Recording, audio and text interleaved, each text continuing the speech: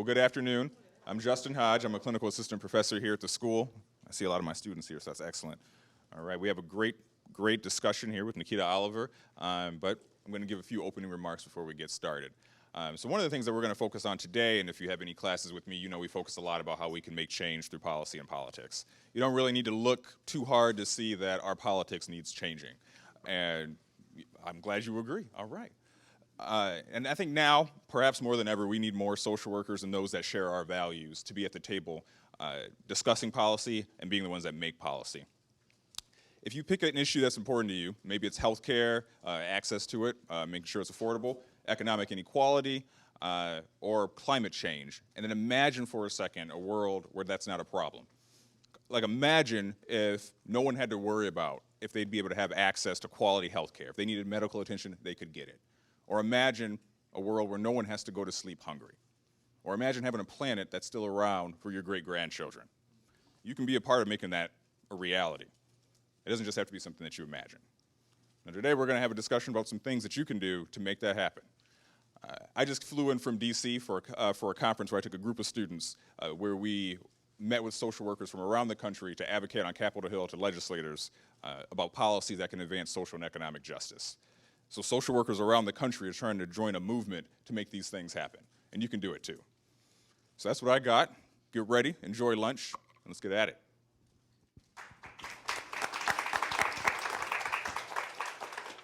So hello everyone, and thank you again for participating in today's session all about community participation in policy and politics. And thank you again, Justin, for just opening those framing remarks as we get started today.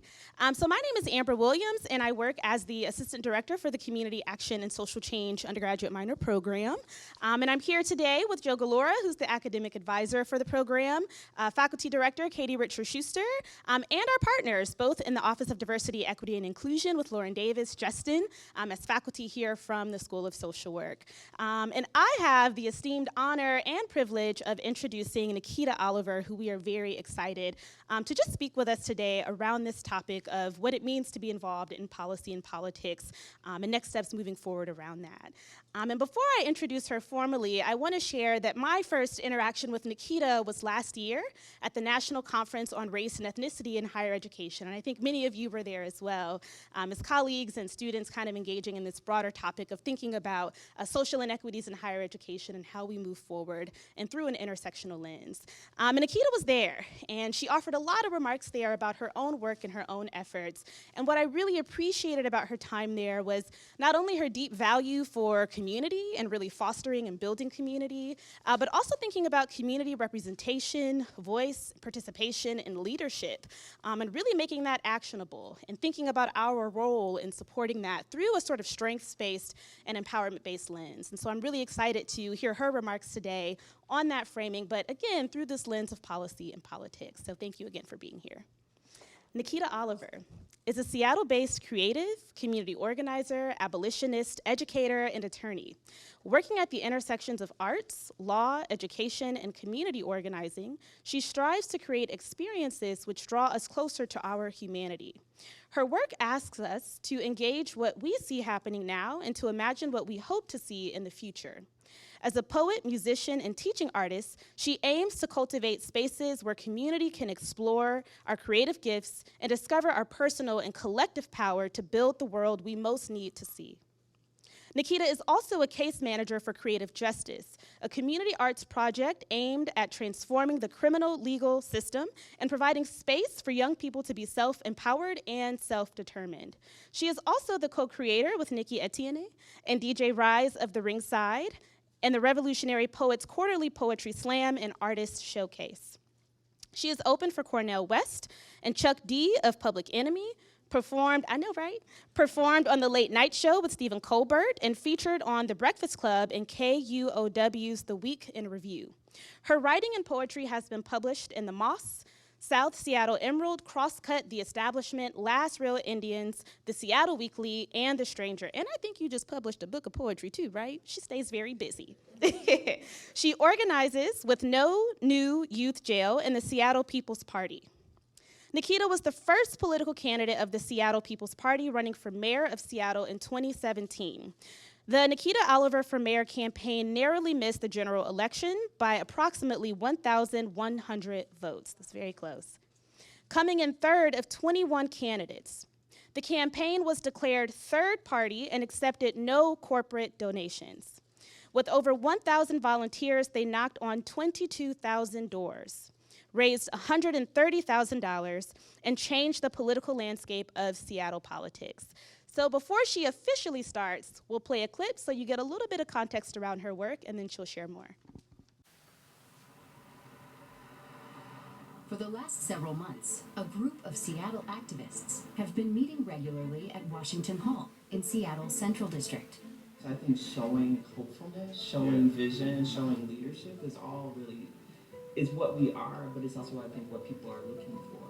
Their goal? To organize a new political movement from the left in one of the most progressive cities in the nation, challenging the status quo in Seattle city politics. The hard part about running any campaign is you're trying to figure out, how do I have a message that actually gets to something substantively, but at the same time still reaches multiple communities and acknowledges those multiple communities, even if their interaction with that substantive thing is not the same. The People's Party is heavily represented by local artists, activists, and organizers. And among their concerns are affordable housing, development, and police reform. And substantive, small group report back. My name is Nikkita Oliver, and on behalf of the People's Campaign of Seattle, I am running for mayor in the 2017 election. Nikita Oliver is an attorney, educator, artist, and anti-racist organizer. She's been active in the Black Lives Matter and prison reform movement. We know how to engage the political process. We've been doing it for years as organizers. Now we're wanting to see whether or not we can transform the political process. And by transform, I mean, how do we make it accessible for the people who have never thought that they could actually make it to political office and hold on tight to their principles and their values? Seattle is rapidly changing, and the numbers of people being pushed out daily are just only increasing. Seattle's become a museum that many of us can visit, but most of us cannot afford to live in. John Weibel is a seasoned political strategist who worked on the grassroots campaign of former Seattle Mayor Mike McGinn. Anytime you're taking on an incumbent, it's an uphill road. She is a qualified candidate. She will add a lot to the conversation, but relationships are built by any mayor all over the city that are hard to take on when you start from scratch. Voters think, there's a mayor now, should I fire him for this other person? That's a little higher bar than an open field. The People's Party launched their campaign with a video announcement released via social media on International Women's Day. It's your city. We make it what it is. Our Seattle deserves public servants who invest in our communities, Put people over profits. Our Seattle is your city.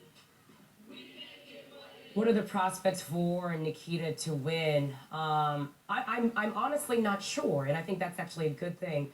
Part of the rise of Trump is that people, they are tired of what they feel are establishment politicians who are not beholden to everyday citizens, who are beholden to special interests and to more affluent people. At the same time, of course, there are huge barriers, right, in terms of challenger candidates facing an incumbent mayor who does have high favorables.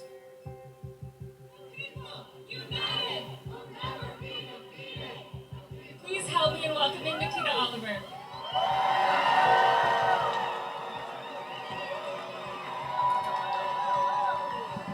I'm really honored to be here with you all today on International Women's Day. This isn't just about me running for mayor. This is really about us having a renewed belief and trust in each other and our capacity to use our voices to bring about equity and equality that is truly progressive and met with progressive action. And so I feel the weight of the responsibility, as I should.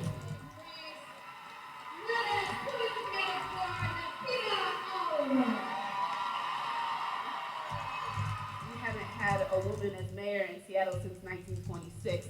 I think it's about time that changes.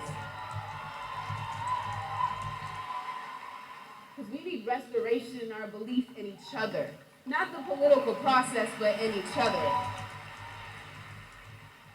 it is the voters' appetite for change that matters. Nikita clearly would be a big change from Ed Murray on a number of issues, affordability and police reform, for example.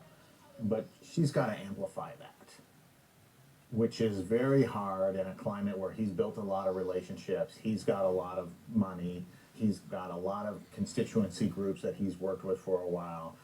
The thing that she's got going for her, though, voters in the city are very informed. They will look at both of these candidates, and it's what gives her a chance. I think a lot of things get lost in this question about, is she going to win or is she going to lose? What's really important here is actually how she can change the conversation and change the agenda. Though it seems early in the election cycle, the mayoral top 2 primary is just a few months away, and the newly formed People's Party of Seattle hopes that by August, they will have become a political force with a seat at the table of power. No one should give you trust blindly, so I fully expect to put in a lot of work, in addition to the work we've already done and I've already done over the next few months, to continue to be in community and to strive to build a platform that is organic and really reflects the community's voice. And speaking of doing it better, I'm going to start first with a poem. Is that all right? All right. Let's go down to the river to pray, studying about those good old days, and who shall wear the golden crown. Good Lord, show me the way. Oh, family, let's go down. Let's go down. Don't you want to go down? Oh, family, let's go down to the river to pray. I can hear my auntie in the back of the chapel singing. My Baba leans over to me and says, baby, let's go down to the river to pray. We make our way down the mountainside into the valley below. She says, baby, this is where the water settles, in the place where it is most needed. You must learn to be like water and settle in the place where you are most needed.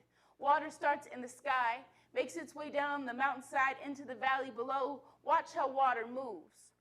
Over, around, or through a thing if it has to. You must learn to move over, around, or through a thing if you have to. She says, understand that your body is made mostly of water. That you, water, and justice are one and the same thing, because justice is just us being just us. Without us, there is no justice. And just in case I don't hear her right, she says it again. Justice is just us being just us. Without us, there is no justice. Without us, there is no resistance. Without us, the system persists in its defiance, dividing us further from the divinity that is our unity with Mother Earth, dividing us further from the divinity that is our unity with each other. That's when cash rules everything around me, as the man is steadily auctioning off stock of my body, blocking these attempts to break free. And understand there cannot be fair trade agreements when black bodies are still sold as stocks and bonds, as jail cells sell out, as politicians are building their wealth in these black and brown bodies. Markedly marketed, murdered, extrajudiciously with impunity, not just locally but globally, by the same hands that stole my people from our homelands, the same hands that brought us to someone else's stolen homelands, the same hands that'll feed us to these lands, the same hands that'll sell us back our homelands overprocessed and overpriced till we become underfed. But I come from a still living people. We are still living people. We are resilient people here in the land of the slave, the home of the brave. Shit, I keep getting that wrong. The land of the braves, the home of the free. Did anyone else notice that the braves around us have been made invisible? We don't ask so they don't have to tell the truth, as the rivers around us run red with blood. Did anyone ask what's going on? I got a mind about it. It's these politics, mini-ticks, blood-sucking politicians where the only thing redder than their fangs is their blood-stained hands. Look at them, elbow deep in the cookie jar. Let's call it capitalism. Who pays the toll for this feudalism? Well, the 10% prosper on more profits. The rest of us race to the bottom in body chains and bags to be buried much more than 6 feet deep between more fair trade agreements where the only thing fairly traded is our rage against this machine. A machine that'll have you believe you will never have enough. There will never be enough. But see, enough is enough is enough is enough is enough is enough is enough when we say There is enough. There's always been enough if we were just willing to share. My Baba calls me back to center, tells me to look in the water, ask me what I see. I think it's a trick question, but I answer honestly. I say, Baba, I see myself. She says, that's right. In the water, you see yourself. And you must learn to first love yourself before you can love anyone else. And justice is what love looks like in public. And if you are to truly be just, this first starts with love. She reminds me that water, justice, love, and I are all one and the same thing. Reminds me to watch how water moves. It will go over, around, or through a thing if it has to.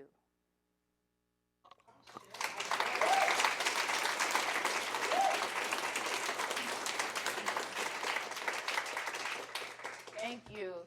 So I always want to start with culture, because without culture, we are not a people. And in the campaign that we ran for mayor with the Seattle People's Party, we started every event, every session out with some piece of culture.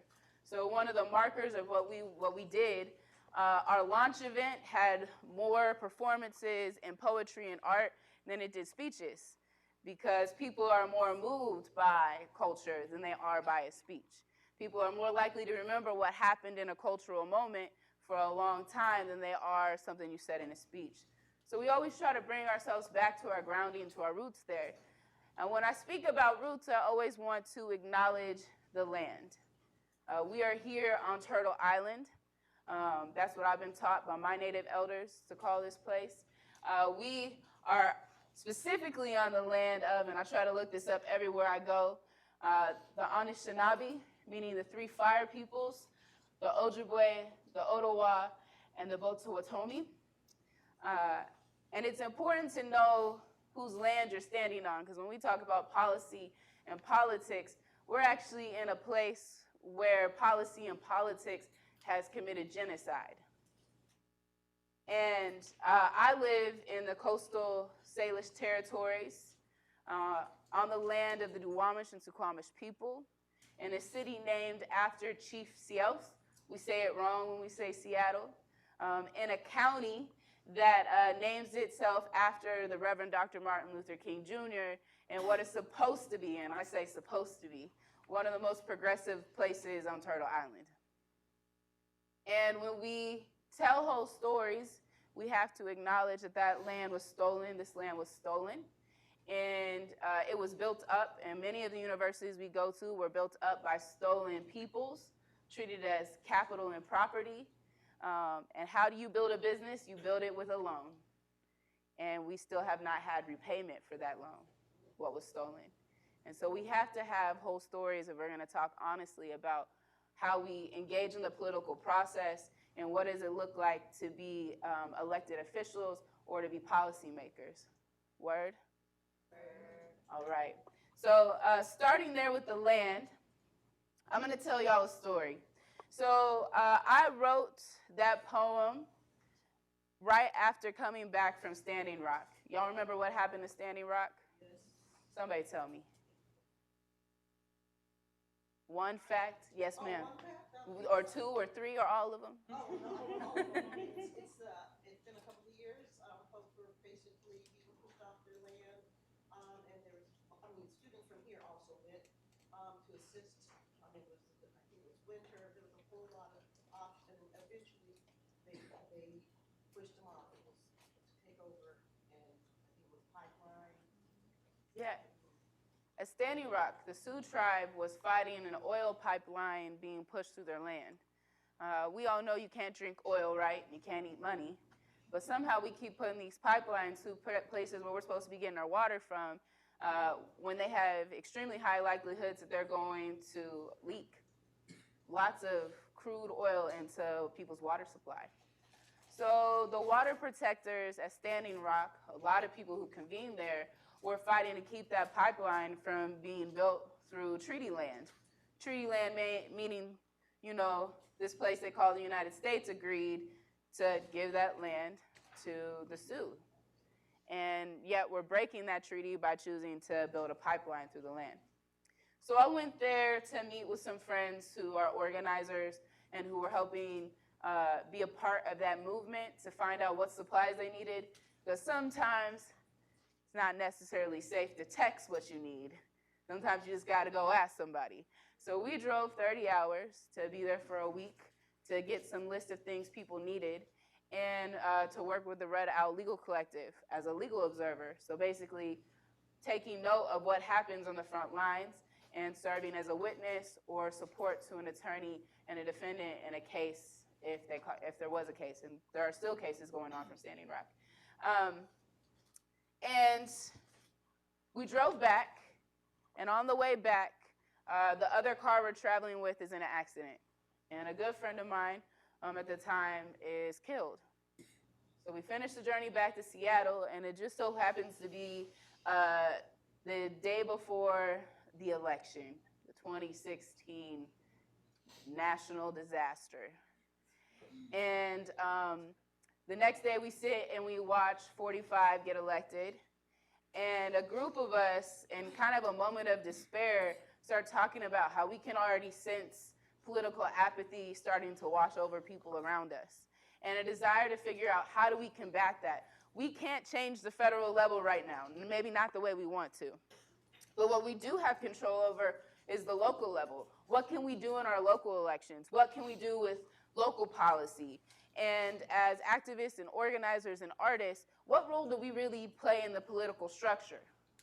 And so every Sunday, starting in November of 2016, still meeting every Sunday, we have met sometimes 4 of us, sometimes 20 of us, talking about what is our vision for our local area. And our conversations early on, these were long conversations.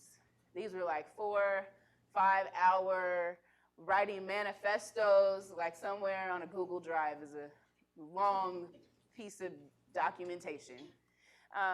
But collecting ideas, how do we engage politics locally? And how do we do it in a way that honors that it's actually the most marginalized, it's those impacted and affected by bad policy that should be on the forefront of building solutions. How do we move beyond acknowledging that?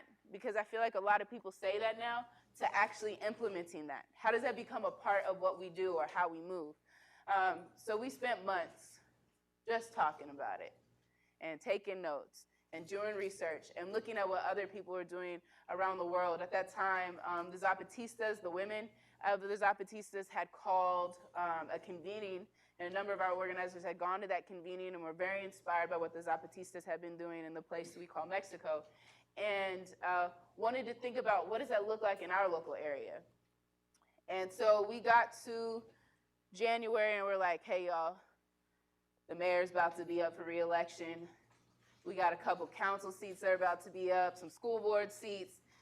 What if we ran a whole ticket of people? I mean, we were talking about school board, county council, city council. We even looked into what do you have to be the sheriff, even though none of us wanted to be a cop. I'm not gonna lie, that was a hard one, but one of the homies was like, you know what? I think I can handle it. We found out you actually have to go through police academy and nobody was willing to do that, so we had to drop that one off the list. But we continue to look at what would it look like to run a whole slate of people who share the same platform and move in the world in the same way and to really have a shared messaging. We quickly realized that running anybody for office has a lot of laws around it. You have to file a lot of documentation throughout the entire campaign, and then you got to raise money. And I'm a great organizer. I'm not always so good at raising money, because sometimes that means talking to some folks that I don't fully agree with, which I do, but I don't want to ask them for money. So we realized we might need to bring our site down a little bit and started looking at the different offices that were going to be filled and wanted to figure out which one strategically do we think is going to have the most impact in our city. And we went for the mayor's office. Any ideas why? Y'all know your 3 branches of government? What's one of them? Executive. Yeah, good job. That's what office the mayor is in Seattle, is the executive branch. And, they can write what? Executive orders, yeah. We're doing really good.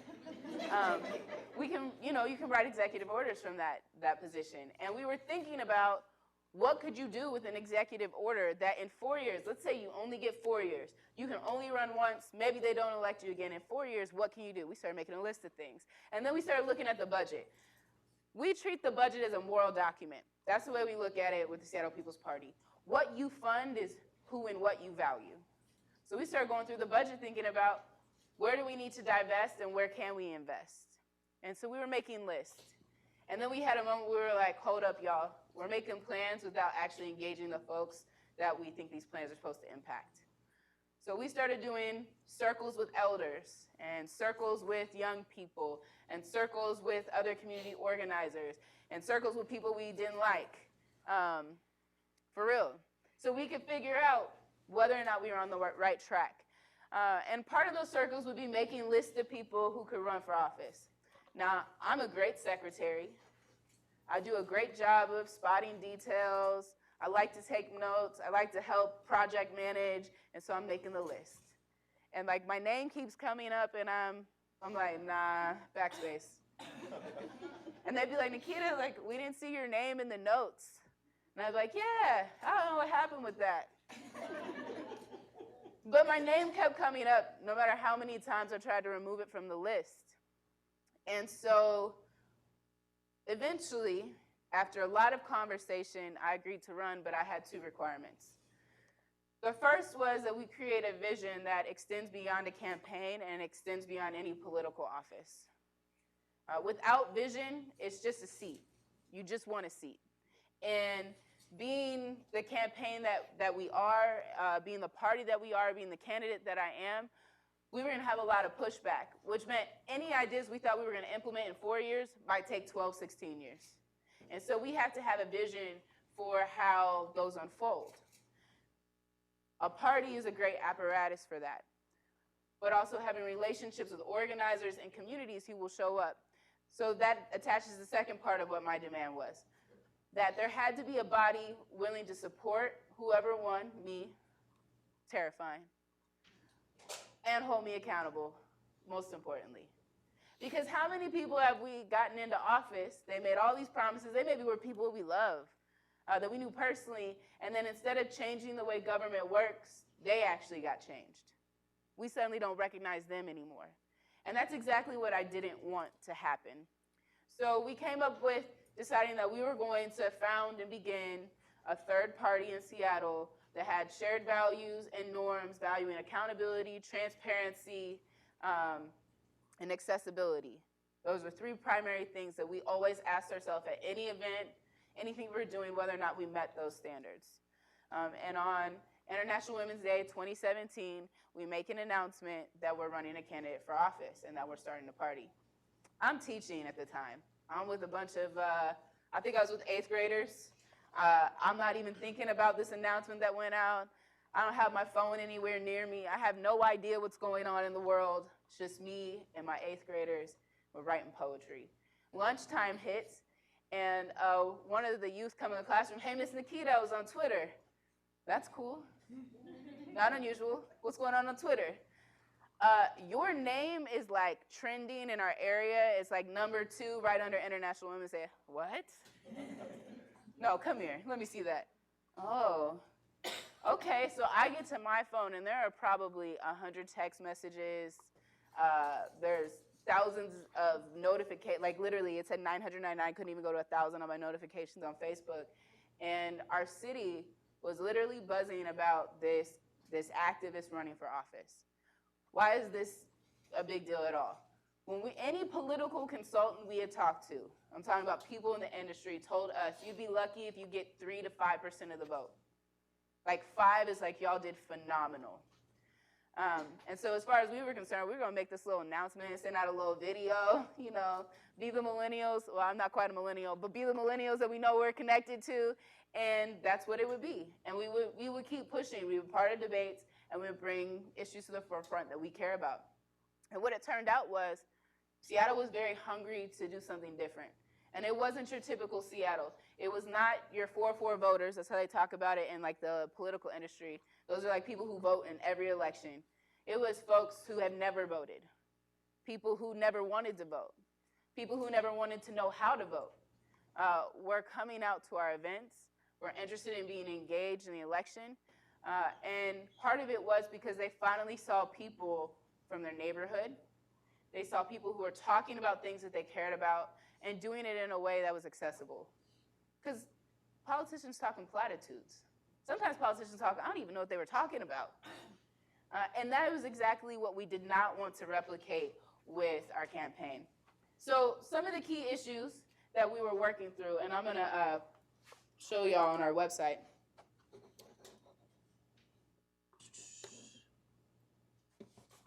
see.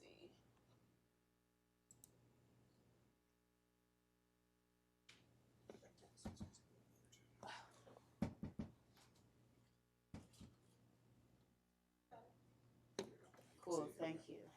So, really thinking deeply, first and foremost, about the criminal legal system, but not doing it in a vacuum.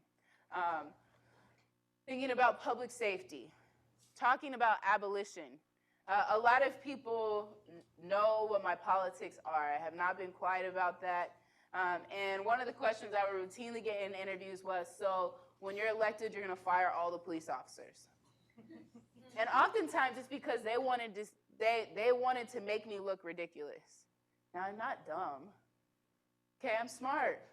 And so my answer would be no, like I can't get into office and then just suddenly fire 1,200 people. That would be ridiculous. It would also send our city into a state of chaos. I'm not running for office to create chaos. I'm actually running for office because we live in so much chaos, because people allow that chaos to continue to exist, that I want to do something different. But I do have a vision of a city where we don't need police to create, quote unquote, public safety. We don't need law enforcement. Where we have our community agreements, where we have our public health strategies that actually care about the people that are in the criminal legal system. Seattle has a nasty habit of criminalizing poverty. At the time that I was running for office, there were 12,000 people without homes. There were 3 recognized encampments, and then many other encampments that were not recognized, which meant at any moment they could be bulldozed, people's tents, their homes could be invaded, and then many of them taken to jail. At this present moment, the King County Jail is full. And sometimes 70% of the folks in that jail are people without homes. They have nowhere to go. So even when they get out, oftentimes their behavior is recriminalized. And as a result, they're in this cycle of being in the jail and out of the jail, in the jail and out of the jail. How do you expect someone to get a job and get a home if that's the cycle that they're in? So we wanted to create a real conversation around the criminal legal system, around criminalization of poverty, around how we criminalize particular area codes in particular neighborhoods, and be honest about whose neighborhood has a cop on every block, and why that police officer is there. And what is the relationship between the police in that particular neighborhood? Why does that exist? What is the history of it? Why have we perpetuated it? And really start to drive the conversation towards solutions. So you can't get to solutions if you're not willing to have an honest conversation about why a problem exists in the first place. The second thing we wanted to talk about in relationship to homelessness and housing was gentrification and displacement. I would say Seattle's in its 3rd or 4th wave of gentrification. Why? Well, we'll start with historical programs like Weed and Seed. Y'all know what Weed and Seed is? Weed and Seed was a federal program that was piloted in Seattle, where if someone saw a house that they thought was a drug house, they could call that in, police would investigate it, and oftentimes what would happen is if any amount of drug or paraphernalia or any reason to believe that had been there was found, that house was then taken. And then it was later resold, oftentimes to a family that was not from the area, and unfortunately, oftentimes white folks in a predominantly black area. And in the area where this was happening mostly, the Central District of Seattle, it was a red line area. It was the only place in Seattle where black folks often could find a home that they could buy. And so this area already had a history of being a place where black community had been forced to live, We didn't choose to live there, but we lived there and we made it great. We brought the culture that we have and the innovation, and so it later became a place where more people wanted to live. So how do you take a place from a people? You criminalize their existence there. After Weed and Seed, we saw a lot of other things come in. So I'll fast forward a little bit, but Seattle built something called a light rail. And that's the new public transit system that in the next 40 years will kind of help Seattle evolve to a better level of public transportation, but the whole region. And that light rail has caused property values to go up on the south side of Seattle, which is a neighborhood known as Rainier Beach. When they were building that light rail, some people didn't want to sell their businesses or their homes. Any ideas how they took it? Eminent domain. Y'all are smart. But eminent domain is a way of taking something that you say is for public value. And what they would offer at first was something at market rate, or usually higher than market rate. And then when people wouldn't sell, they would take the property. They'd still have to give them something because it's a taking, but they wouldn't get what they were first offered. And people often didn't receive enough to sustain them or to be able to relocate their business. Over time, that same area then started to increase in housing value, as all of Seattle's been doing. So people could not afford their property taxes. And when you can't afford your property tax, especially if you're on a fixed income, if you're one of our elders in our community, you're pushed out of your home. So we started to see a lot of factors around housing and homelessness that had a lot to also do with displacement or gentrification issues. And how would we bring that conversation to the forefront, not just with the problem, but also with solutions? And we started talking about, what do anti-displacement policies look like? What do anti-gentrification policies look like? How do we actually do things that keep people in their homes? And for people who who have been forced out of that area, how do we make it so they can come back? It's not enough just to keep people there. People have already been forced out. We want to create spaces where people can live in. Attached to that is transportation. Did y'all know that if a young person spends an hour or more on the bus one way, that their educational opportunities actually decrease? How well they do in school actually worsens? And a lot of our young folks that are in underserved schools are traveling on the bus anywhere from an hour to an hour and a half one way. And we wanted to elevate the conversation of talking about equitable transportation. How does transportation move in lockstep with equitable development? And how we develop neighborhoods where people can stay, people can live, and young people and their families can thrive. Attached to that then becomes this public safety conversation. What is public safety? How do we define public safety? When we say public safety, whose safety are we talking about? Now, I work in schools, or at least I worked more in schools then, with 6th graders through 12th graders. So I started having conversations with them about, what is public safety? Whose safety are we talking about? And those were actually the ideas that started to form what our public safety platform looked like. And you would come to our election, our listening post, our election night, our launch party, and you would actually sometimes see at least 25% of the crowd were young people ages 15 to 18, some of whom who can't vote.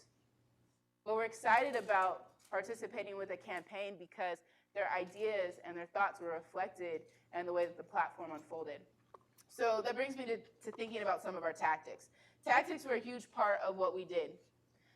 The first of which I already explained, which was having cultural workers and cultural work be a part of what we do.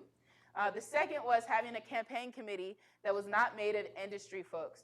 Y'all, elections is big money. There are people who they run candidates they don't even believe in because this is how they get paid. Who run campaigns they don't believe in because that's how they get paid. But they're very good at it. They understand how people vote, when people vote, where people vote, what people will vote for. I mean, I've never seen so many mailers in my life. Y'all ever seen a mailer? One candidate, I swear, sent out 2 mailers a week. But I learned so much about how this industry works. And one of the things we decided was we're not hiring people that work in the industry. We're going to hire community organizers, activists, artists to run the campaign because we want to reflect a different way, a different model of engaging in the political system. And what we found was we were actually quite successful at inventing new methods. that as organizers, we understand what it means to bring people to the table in a way where they feel acknowledged and heard, in a way that a typical campaign consultant doesn't. So we had a few tactics for that. The first was house parties. So you heard in the video, yeah, exactly, house parties, woo, some of them were more lively than others. We were third party and we didn't receive any corporate donations. But what we did do was borrow from the campaign idea that you use a house party. The beauty of a house party is there's certain things you don't have to report. Like if you do a big event, you're going to have to report everything you spent on it, what you received, how the event worked. Whereas if you do a house party, there are way less limitations. And so we had a goal of doing 91 house parties in just a few months. We didn't make it. We made it into the mid-60s. But the goal was 91 represented how many years it had been since there had been a woman mayor in Seattle. And there has never been a woman of color mayor. And so we wanted to make sure that that was symbolic, but also wanted to build relationships with people. As organizers, we know that if you want to bring people to the table, if you want to make sure they feel invested in a thing, they need to see your face. They need to shake your hand. They need to hear your story. So we started working with people to build this house party strategy. And young folks started throwing house parties. I mean, like college students. Some of those house parties they were crazy. I had to leave. I'd have to be like, actually, I got to go to like 2 more house parties. I can't do this today. Got business. But y'all keep going. And we ended up raising $130,000 very much by having house parties. We would go to events where people would say, you know, I actually wasn't going to vote for you, but now that I've shared space and time with you, I'm going to vote for you, and I'm going to get my family to vote for you. And one of the important parts about these house parties was not just getting people together over food or getting them together in a place that was low stakes, low barriers. It was being willing to answer hard questions. And so I would give the campaign spiel, and then I would, for however long it took, answer questions. And sometimes people would come to the house party just because they wanted to see, you know, what's up with this Nikita Oliver. And we would end up having really fruitful conversations that oftentimes would be able to flip voters. And so much so that people would then volunteer. I mean, we had 1,000 volunteers, many of whom came from our house parties. The second thing, and probably most important thing we did, were listening posts. And this was a model that we created based off of what we know in terms of like how people communicate, when they're most likely to share their stories. And a listening post was a facilitated conversation that happened in rounds. So that if somebody was uncomfortable with who they were talking to, they could switch to another group because we had different rounds. And those listening posts, we did a cutie POC listening post. So for a queer POC community, focusing specifically on those needs. We did a listening post on the north side of Seattle. The north side of Seattle is the least likely community to vote for me, or at least parts of it. And what we found in that listening post was just our sheer presence there, because we came, because we sat down, because we brought food, because we were willing to answer hard questions, actually got people to work for the campaign.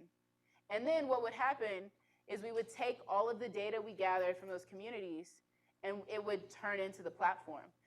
Instead of putting out a platform from the moment we announced, we wanted a platform that evolved, really thinking through what does participatory government look like. Because as things happen right now, an elected will write a piece of legislation, and we can go to a public comment period or maybe email them, and it's likely that that piece of legislation is going to go through as is. So we wanted to do things differently. How do we get comment on the front end of an issue and make sure that the platform evolves with the way that the community is thinking? And then lastly, as simple as this sounds, community barbecues.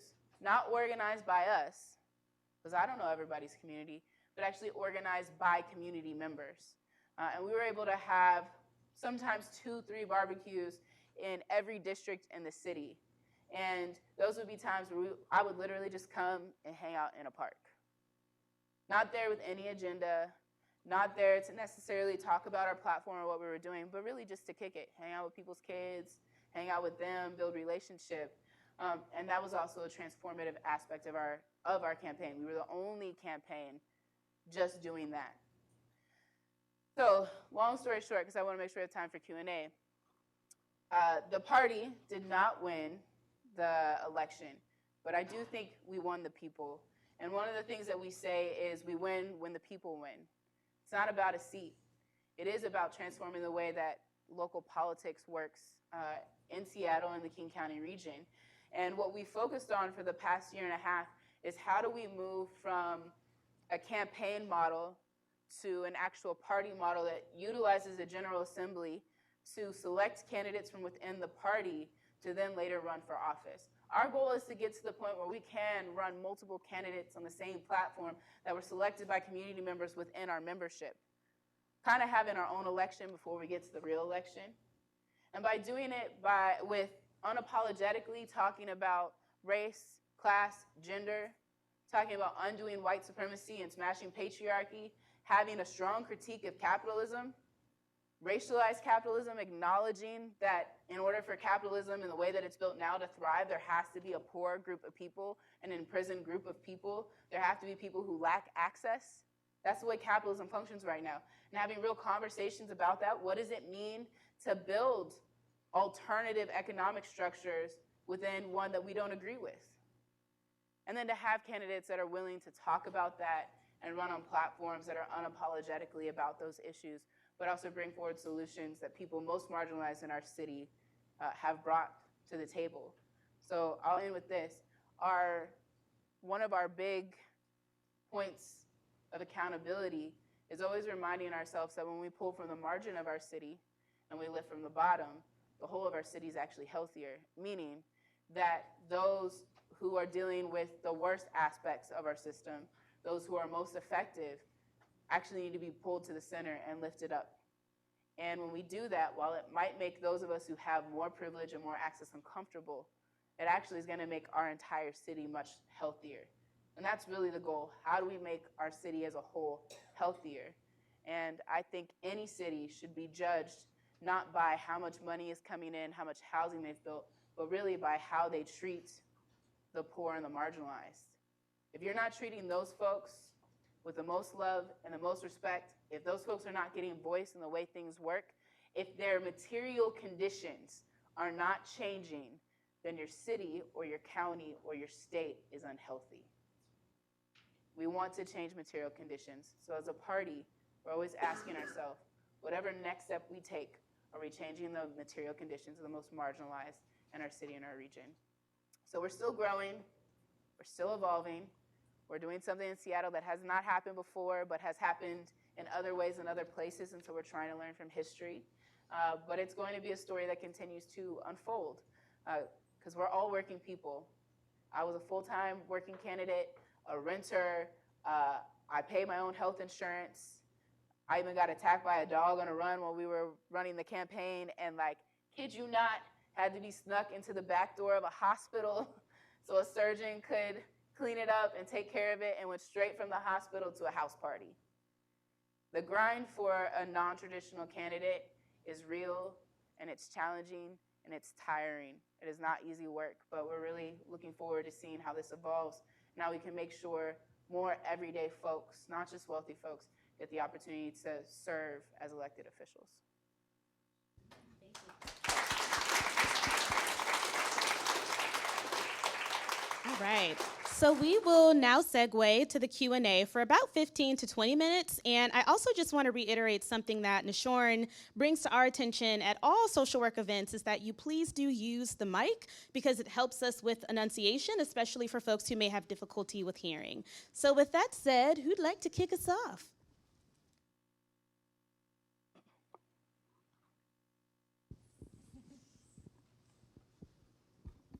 Hi.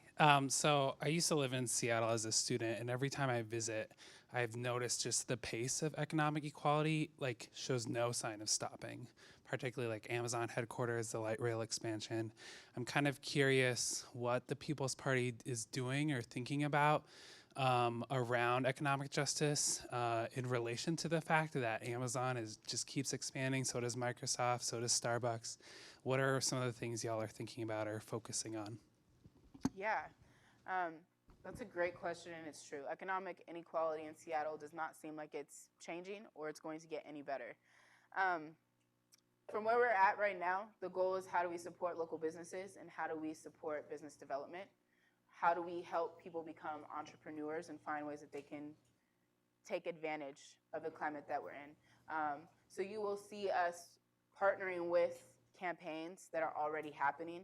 Part of our goal is not to reinvent the wheel. Our strength is we have the ability to amplify movements that are already in motion, as opposed to having to be the originators or creators of a movement. So there is a lot of work happening with other organizations around job creation, education, and employment opportunity. And so the goal is how do we amplify that, and how do we help get that into schools or get that into places where people need access? One huge area of focus for us is reentry. The folks most likely to fall to the bottom when it comes to economic inequality are people who are returning back to our communities from having been stolen.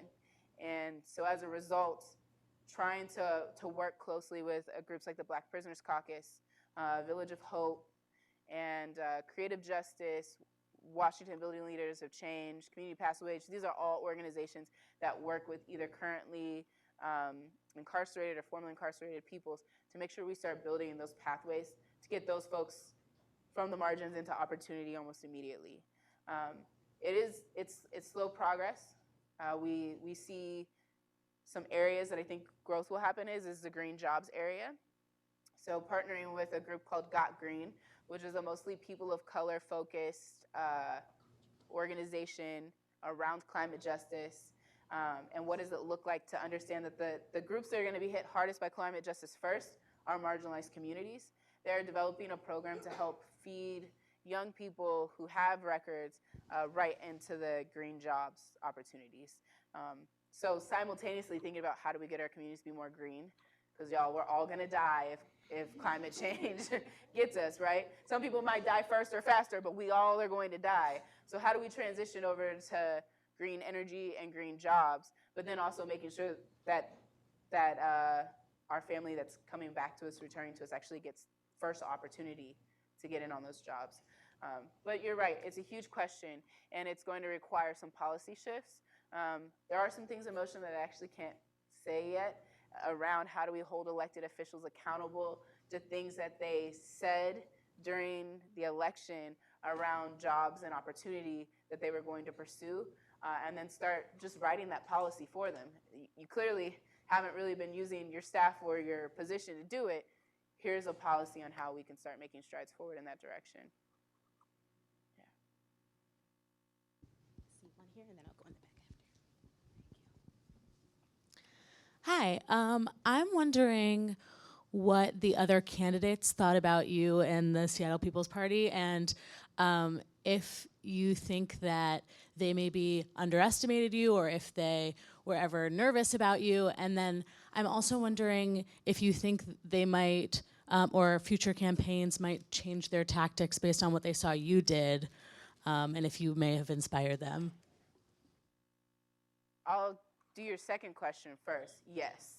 We've actually seen a lot more listening posts, listening sessions, and use of house parties in this round of elections that's happening, and a lot of that was due to it being such an effective strategy for our campaign. We never want to stop grassroots organizations or grassroots campaigns from making use of tactics that we found useful. In fact, we want to share that information. It belongs to community. So it's great to see that change in things, because I think it actually creates more access for community to those who are running for office, and what does it look like to be in that process. It is transforming how it works. During the campaign, I think at first people didn't think it would catch on. And then when they realized it was, I think the establishment, and I'll say establishment Dems, actually got very terrified that the campaign was going to win. There was a lot of contention within the legislative districts around whether or not they could endorse a candidate that had not declared themselves a Democrat. And we had a lot of arguments internally in the party about, do we want to be a Dem or do we not? Because most people who run in Seattle or in our region generally actually declare as Dems. And what it gets you access to is the van, which is a voter registration system that helps you know how people have voted, how to contact people. It gives you a ton of information. It's a real edge. And we went back and forth and decided the Democrats just have not represented the communities that we want to unapologetically represent. And in fact, part of us running third party is to call them to account for that. And so there was a lot of infighting in the legislative districts about whether or not they could endorse me as a third party candidate. And it got very close. In some districts, it almost reached the mark where they changed their bylaws to make it different. And there was a lot of fighting around that about what that would do, how it would make it easier for third party candidates to run. I would also say we would have debates. I think we had more debates in that mayoral election than they've ever had before. And I would give my answer, and if you watch videos of the debates, you'd hear people say, well, what Nikita said, and it happened so frequently that you started to see them adopting our ideas and our platform. And I remember very clearly being at a UFCW 21 debate, and all of the candidates being asked, what needs to happen in politics to make it more equitable? And all the other candidates, I was the last to answer, I think, but everyone had said more people of color, more women of color, and I was the only woman of color on the stage, had declared before most of them. In fact, some of them had actually consulted with our campaign prior to them later announcing, which created a lot of contention. And getting to the end of the question and saying, well, I think more folks like me getting to run for office. And then I had to just stop there because the truth of the matter was they'd already said it. And so that did often happen a lot. We learned a lot after the election about opposition research that had happened. There was at one point, they could not find any dirt on me. So the thing that the Seattle Times went for was my voting record. And I'll be transparent. Up to that election, I had only voted 33% of the time.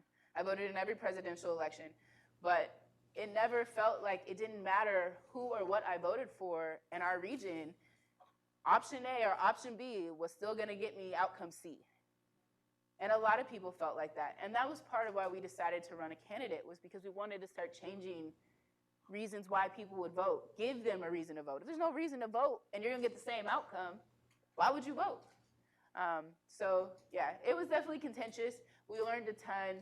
I think it was worth the contention in the long run because of what it exposed about politics in our region. But it was every Friday night I'd have a little breakdown where I was kind of done with it. But back at it Saturday morning. Well, first, I want to thank you again for coming to speak to us today. I wanted to ask if you could speak to some of the ways in which you personally navigate situations where you want to make decisions that uphold your morals and principles, but you know that sometimes cooperating with those corrupt systems or taking advantage of those corrupt systems will significantly enhance your odds of meeting your end goal. That is a great question that I struggle with every day. When I went to law school, I wrote in my law school application that I didn't want to be a lawyer or something to this effect, but that I mostly wanted to go to law school, get the knowledge, and take it back to my community. Because the truth of the matter is the legal system is fraught, and it's not just. When I did my 1L summer at the Center for Constitutional Rights in New York City, it was when the verdict in the George Zimmerman trial had come down and he was found not guilty. And that trajectory continued throughout my entire law school experience, where things would happen and the just outcome never came. Now, the number one thing I got taught in law school was follow the process, follow the court documents, get the case, follow the law, and the just thing will happen. But I'm not seeing that happening, so it's very hard for me to believe that any interaction in this system, being a part of the system, is going to get me that outcome. I was sitting in a criminal justice class, and some prosecutors were there talking, and one of them after class came up to me and he said, you know, if you really want to change the legal system, you'll become a prosecutor. And I had to sit with that because his thought was that if I have prosecutorial discretion, then I can decide to prosecute fewer people. Where I landed with that is that's mitigation. That's mitigating how many people get harmed by the criminal legal system. Now, mitigation is necessary because people are being incarcerated right now, wrongly prosecuted right now, and that mitigation has to happen. What I had to grapple with is, am I that mitigator? Or do I play a different role? So that was one of my earliest negotiations with how do I look at this corrupt system and figure out whether or not my participation in it will get us to end goal. Fast forward to me running for mayor. I had the same conversation over and over again. Does us running for mayor subdue movements? Does it keep activists and organizers from doing what they've been doing? Because now they're like, we got Nikita in office. One person can't do it, right? You got to have a movement. Moments don't make movements. Movements make moments happen. And so I had to sit with that. I had to ask myself, is this the spot where I want to buy in just enough to make it work so we can get some end goal?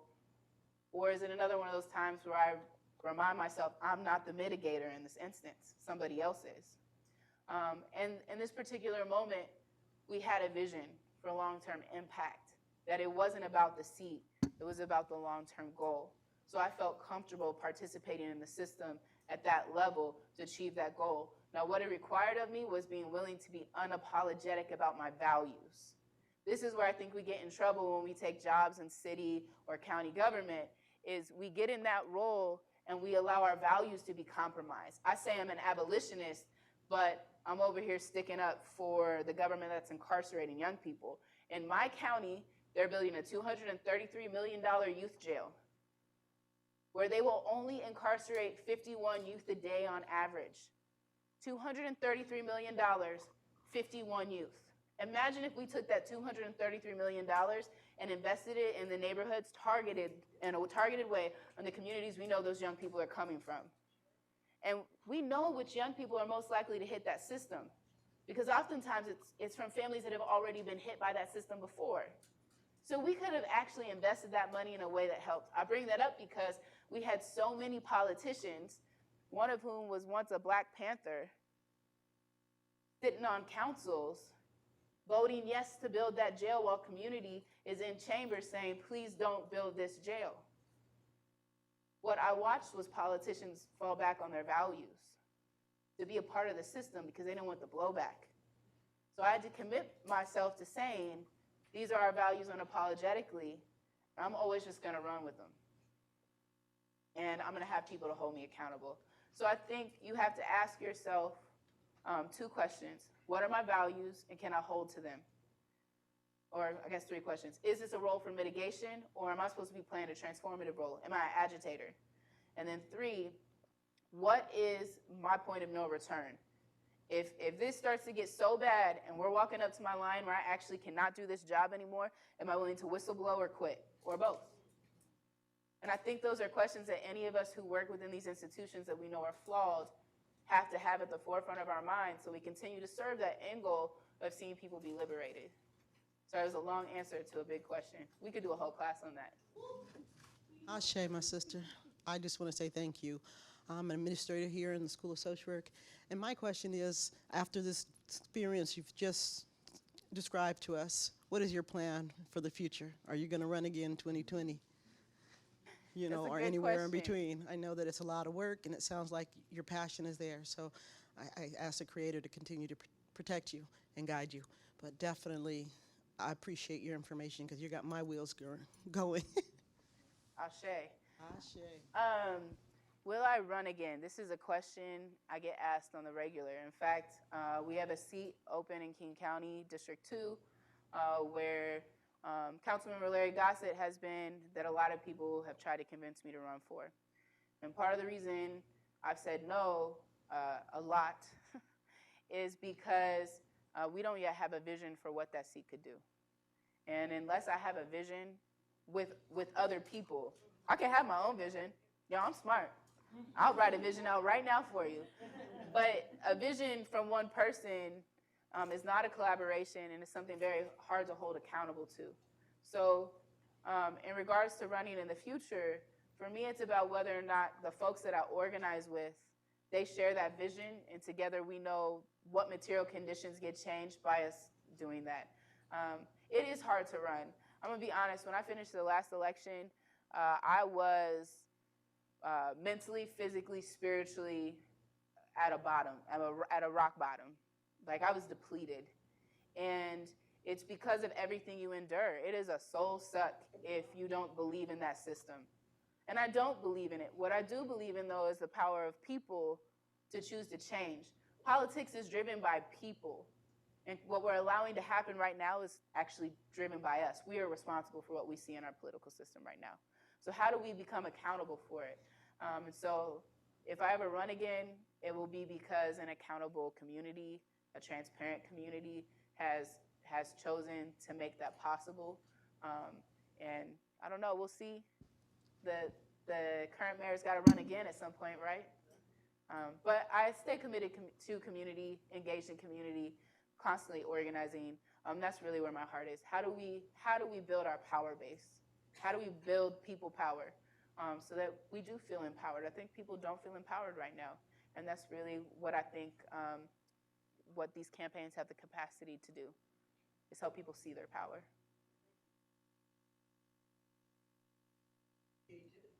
Thank you. Thank you. Ashe. Hello, thank you for coming in. My question is probably the easiest question you'll have, but what are some self-care practices that you use to like just pause the world? This is a great question. And to be honest, it's actually a hard question. I actually get asked this a lot about what does self-care look like for you? And it changes. My understanding of self-care is constantly growing because I think capitalism can cause us to think that self-care is one thing when self-care is really another. Where I'm at right now, self-care is about healing. And healing is hard work. It is hard to deal with present and generational trauma, which allows us to be depleted. And I carry those wounds. And for me, what I look at with self-care now is how am I doing work to heal? How am I doing work to be a better, healthier Nikita? Because in the end, what we're really doing when we talk about politics is how we treat each other and how we interact with each other. And if I'm unhealthy, I'm gonna interact with you in an unhealthy way. So thinking about my mental, physical, and spiritual health, engaging myself spiritually, having spiritual practices, not necessarily, I grew up in the Christian church. I've since moved in a different direction with what my spirituality looks like, but what I did gain from that was a desire to be rooted in something spiritual, right? My mental health. Black women, we do not engage in therapy enough. We're also not given the time or the space to do it, because it doesn't stop. Especially if you're a Black queer woman or a Black Muslim woman. On every front, you are constantly dealing with something or someone coming at you, and as a result, you don't even have space to think about going to therapy. And so I think it's important for us to be thinking about our mental health and understanding our identities and their intersectionality, but also understanding our identity outside of the context of the system. I think that is a growing edge for me, is not always going back to what I've been told I am and how to interact, but figuring out who I am. And those aren't the same thing. And then physical health. I am a boxer. I love boxing. I don't always enjoy getting punched.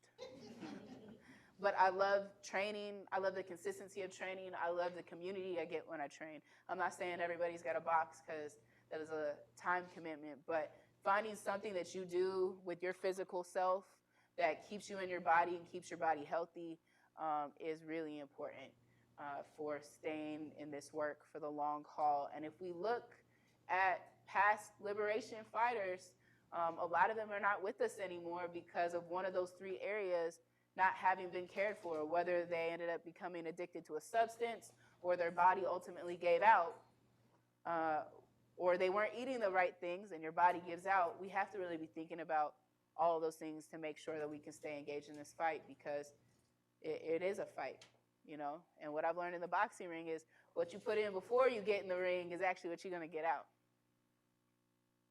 Thank you. Hi, I'm really nervous because I think you're super dope and I'm really excited that I'm here. I wanted to say thank you for the poem in the beginning. That was so cool.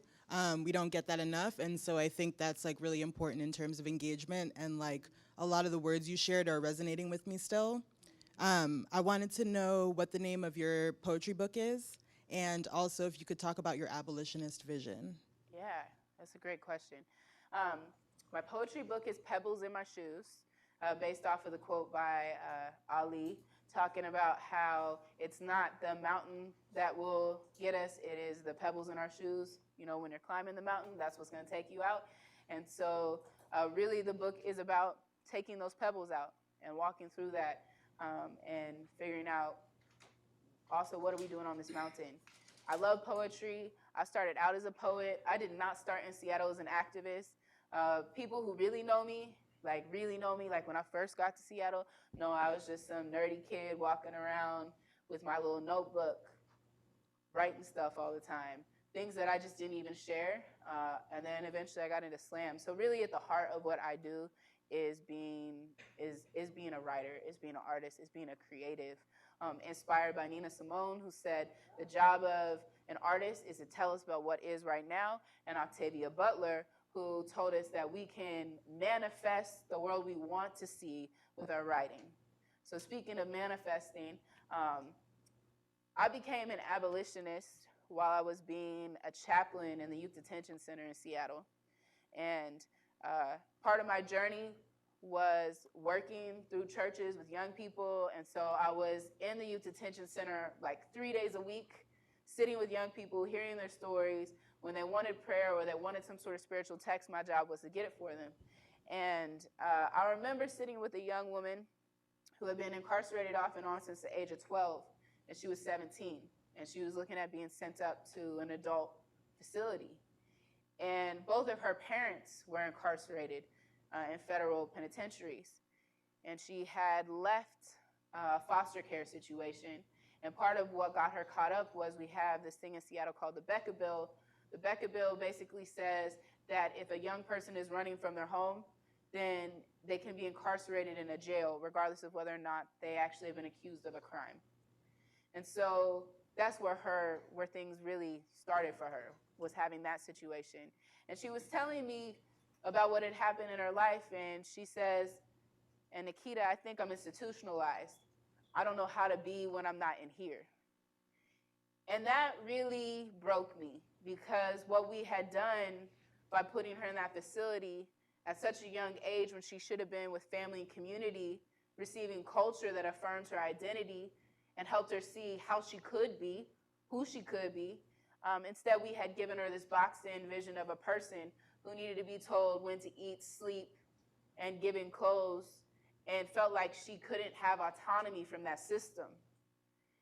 And I left that facility that night and just got to the point where I was like, we cannot keep putting children in cages.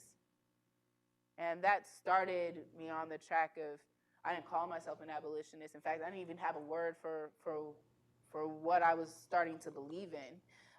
And it was in 2012 when the No New Youth Jail campaign really jumped off, where young people from a group called Youth Undoing Institutional Racism saw this ballot initiative that was going through in our county, where they were saying, we're gonna spend $233 million on a jail while our school system is suffering, while people don't have housing, when we know folks don't have healthy food or health insurance.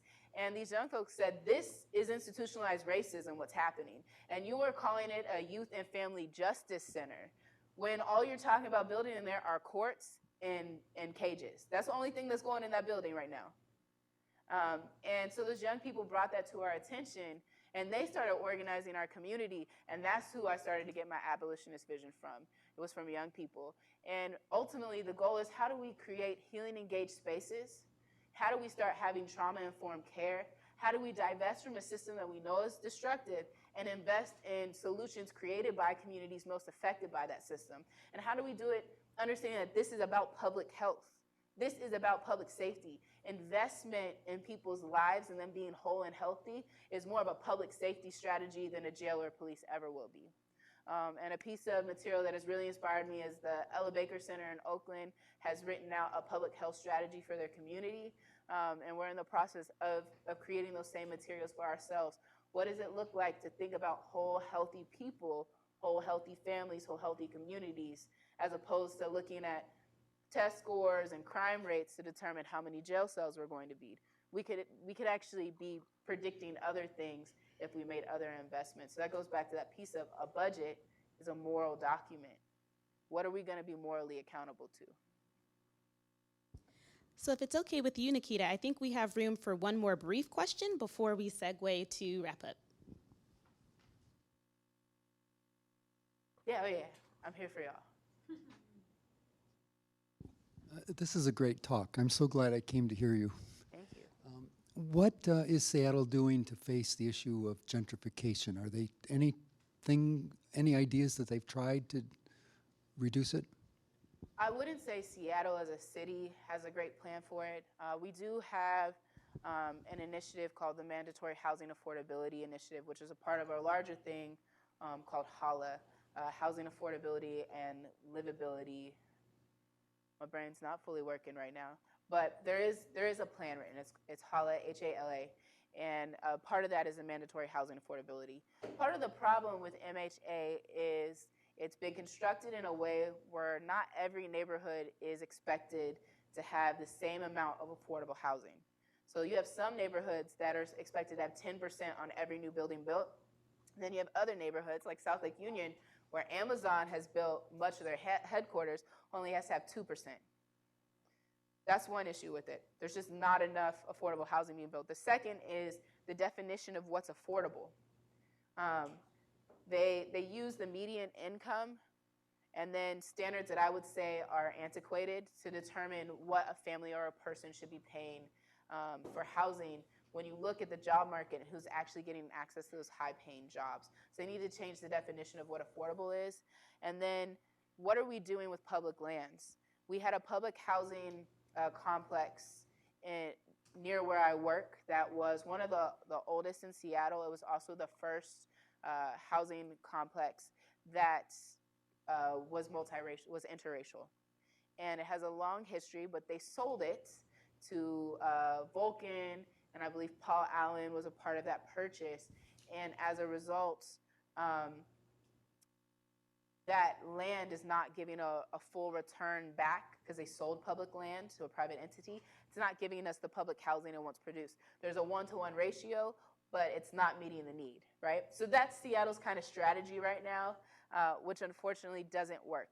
But there are groups like the Rainier Beach Action Coalition and other organizations, Africa Town, which are finding ways to negotiate with nonprofit and for-profit developers and convincing them that giving a certain percentage, sometimes up to 40% of certain new properties to ensure that they're affordable at a level the community determines and to make sure that those housing developments serve residents presently there, they're being able to make some leverage and negotiation.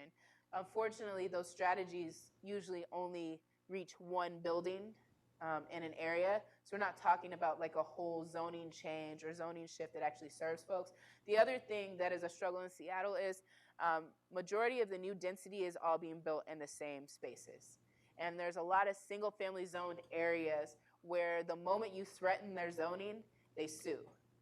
And those lawsuits can take a long time, which means adding things like mother-in-law units or other things that might create more housing affordability can't happen because those areas aren't allowing for that zoning to happen. And they have the money to file lawsuit after lawsuit to keep that legislation on the back burner until either new electeds are come into office or the city just stops trying. The last thing we've tried to move for is rent control, which is not a perfect strategy. Actually, there's one more strategy after that. Rent control has not worked in a lot of other cities, but could work if it was coupled with a lot of other anti-gentrification and anti-displacement strategies. But it's illegal in the state of Washington because they have this view of property as a type when rent as a type of property that you shouldn't have removed from you. The last thing is we have a lot of speculative investments happening, so meaning like Airbnb or people who don't live in our city own homes. And so they've talked about how do you tax that, or how do you create policies around that where wealthy people can't just buy up whole buildings that they use for other purposes, but that housing actually turns directly into housing for folks. But Seattle as a whole, outside of some of those nonprofits and organizing bodies, has not developed an effective strategy. And I would also say King County has it. It has to be a regional approach to how we think about housing and transportation. One of the bad parts about the way we're structured is Seattle has a huge voice in politics and policy, but oftentimes it's a regional issue and the smaller cities don't get as much voice. So how does our county, how does our state take a little more initiative in creating those policies from those areas so that cities like Seattle actually have to kind of get in line with what housing affordability and equity looks like? But it'll continue to be a challenge. That's part of why we ran. We felt like in 2017, we were at the point of no return. Like if we don't get some new people in office who are gonna make some serious changes post 2017, there's not gonna be a way to like effectively drive us back the other direction. We might have to go through a cycle. And we've seen cities go through a cycle. One example would be a city that's not too far from here right now, Detroit, where you're seeing that cycle, but at a different stage in it. And gentrification is happening rapidly, but there were other things that happened prior to that that caused land prices to drop. So how do we actually learn from what we've already seen as opposed to allowing that cycle to repeat itself? So that wasn't like a happy answer to your question, but I think it's the reality. Not just Detroit, Saginaw, Flynn, you can expect all those cities. Truth. Because I was just talking with one of my scholars, and they were talking about Saginaw, and that's where they're from, so. Yeah, a lot of cities are going through this cycle. Word. Yeah, thank you so much, y'all. I appreciate you.